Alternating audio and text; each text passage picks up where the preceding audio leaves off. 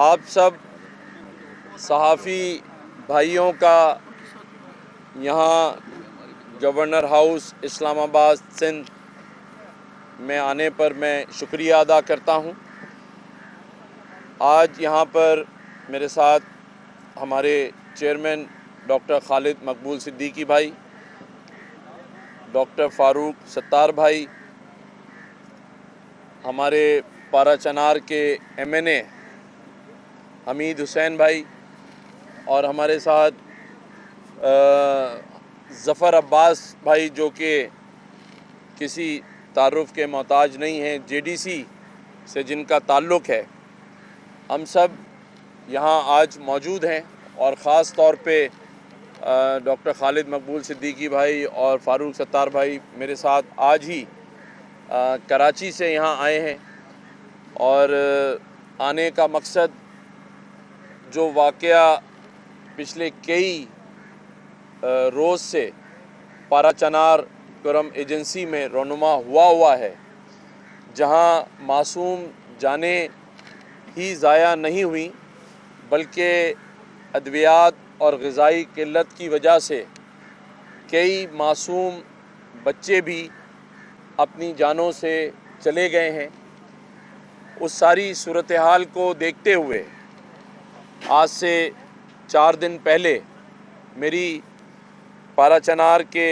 MNA حمید حسین بھائی سے بات ہوئی تھی۔ حمید بھائی سے میں نے خود کہا کہ ہم کس طرح سے اس مسئلے کو حل کر سکتے ہیں۔ جب انہوں نے کچھ باتیں کیں تو میں نے ڈاکٹر خالد مقبول صدیقی بھائی سے بات کی، تو انہوں نے مجھے کہا کہ بالکل آپ اس معاملے میں اور اس معاملے کو ٹھیک کرنے میں کردار ادا کریں،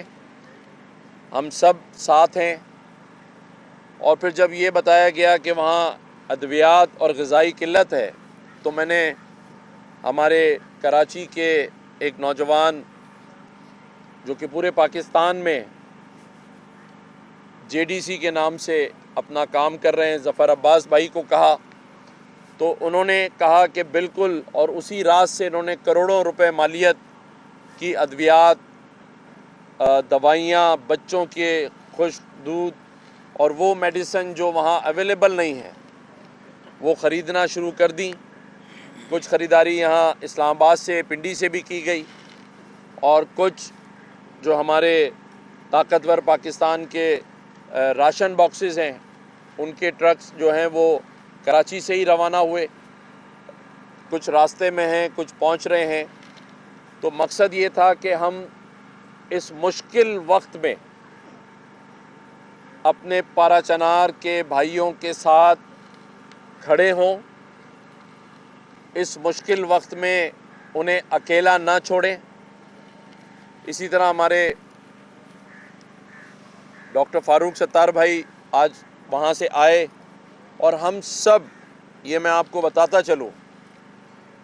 اس معاملے کو پارا چنار جا کر اور اس جرگے کے ساتھ بیٹھ کر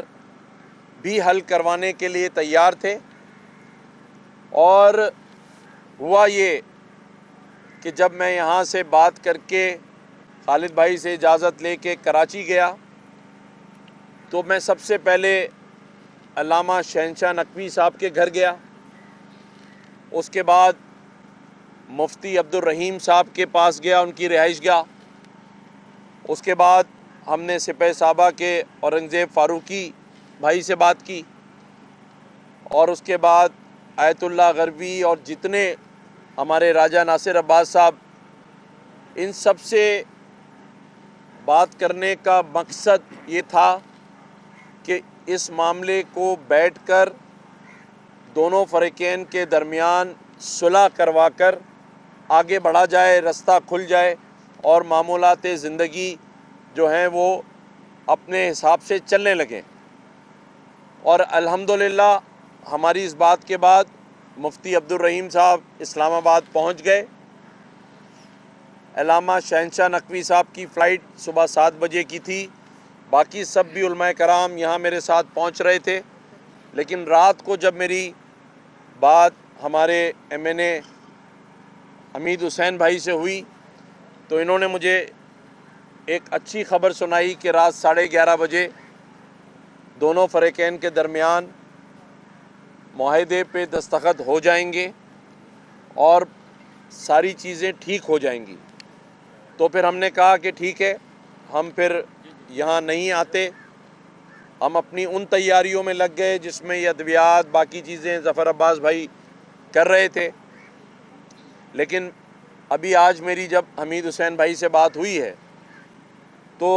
انہوں نے مجھے بتایا کہ معاملات ابھی تک رکے ہوئے ہیں۔ تو میں نے ان سے کہا ہے، اور ہم ابھی ڈاکٹر خالد مقبول صدیقی بھائی بھی آپ سے بات کریں گے، حمید حسین بھائی بھی بات کریں گے، ظفر عباس بھائی بھی کریں گے، فاروق بھائی بھی، کہ ہم نے آج بھی اس بات کو، اس پیشکش کو رکھا ہوا ہے کہ تمام علماء کرام کے ساتھ بیٹھ کر ہم جرگے کے ساتھ کوہاٹ جا کر اور پارا چنار بھی جا کر لوگوں کے ساتھ بیٹھ کر جو اسٹیک ہولڈرز ہیں اس معاملے کو حل کرنے اور کروانے کے لیے بالکل تیار ہیں، اور انشاءاللہ تعالی امید ہے کہ یہ دونوں فریقین کے درمیان یہ معاملہ جلد طے پا جائے گا انشاءاللہ تعالی۔ مجھے پوری امید ہے۔ یہاں سے ابھی جو ٹرکس ہیں وہ پشاور کے لیے روانہ ہوں گے، وہاں ہماری بات ہو گئی ہے، وہاں سے یہ تمام سامان ادویات ہیلی کاپٹر کے ذریعے، جہازوں کے ذریعے بھجوانے کا انتظام کر لیا گیا ہے، اور یہ چیزیں ان تک پہنچ جائیں گی جو اس وقت شدید پریشانی میں مبتلا ہیں، ادویات کے حوالے سے،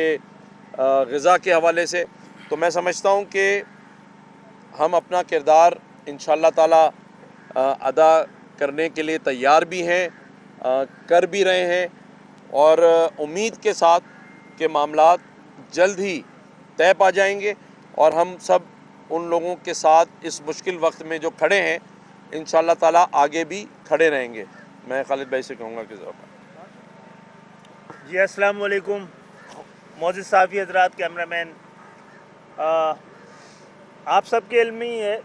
کہ گورنر ایک آئینی عہدہ ہے، لیکن گورنر سندھ نے جس طرح اس کو عوامی خدمت میں تبدیل کیا ہے، یہ آنے والے تمام وقتوں کے لیے ہمارے پاس ایک مثال کے طور پہ موجود رہے گا۔ انہوں نے سندھ کے اندر تمام شعبۂ زندگی میں لوگوں کو، مستحق طالب علموں کو اعلیٰ ترین ضرورت والی تعلیم، غریب لوگوں کو انہوں نے روزگار بھی دیا ہے، اور اس کے ساتھ ساتھ ضرورت زندگی بھی مستقل ہر روز ان کے گھر، ان کے گورنر ہاؤس سے تقسیم ہوتی ہے۔ میں اس پہ بڑا اللہ کا بھی شکر ادا کروں گا کہ اب گورنر سندھ، جن کا دائرہ کار سندھ تک تھا، انہوں نے اسی انسانی ہمدردی کو پاکستان کے آخری تک کونے تک پہنچانے کا جو فیصلہ کیا ہے، اور اس میں خود اپنے آفس کے ذریعے مختلف پاکستانی قومیتوں، مذہب، زبان، جس کی بنیاد یہ مڈل کلاس کی لیڈرشپ کے نتائج ہیں، جہاں جہاں بھی یہ طریقہ کار کہ وہ لوگ جو عام پاکستانیوں کے دکھ اور درد سے نہ صرف واقف ہوں بلکہ اس سے گزرے ہوں، وہی یہ کام کر سکتے ہیں۔ اور ہم پورے پاکستان کے کونے کونے کے، پاکستان کے تمام لوگ، تمام زبانیں، تمام مذاہب، تمام فرقے اور مسلک،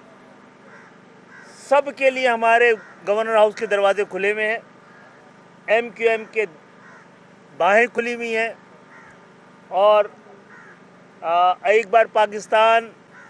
اس طرز سیاست سے متعارف ہو جائے گا تو انشاءاللہ بہت سارے مسائل خود حل ہو جائیں گے، اور میں مبارکباد کا مستحق سمجھتا ہوں، اور گورنر سندھ کو بھی، کہ وہ جس طرح پاکستان، دین اور عام پاکستانیوں کی خدمت کر رہے ہیں، یہ ضرور اس کے نتائج نکلیں گے انشاءاللہ تعالی۔